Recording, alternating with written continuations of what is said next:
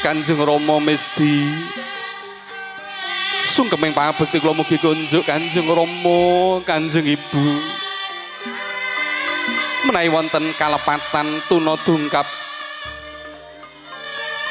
tindak tanduk Solabawa ingkang kirang nuju prana. Adinda nyuwun pangapunten nggih Kanjeng Rama, Kanjeng Ibu. Sawetawis ingkang putri menika namung leledang wonten ing jaban rangkah. Inggih sawetawis mboten pepanggihan kalian penjanipun Kanjeng Ibu Kanjeng Rama. Lan menika kawula sampun winengku garwa kula Kang Mas Agung Setiawan. Anakku nggir, anakku Adinda Nurul Fitriani.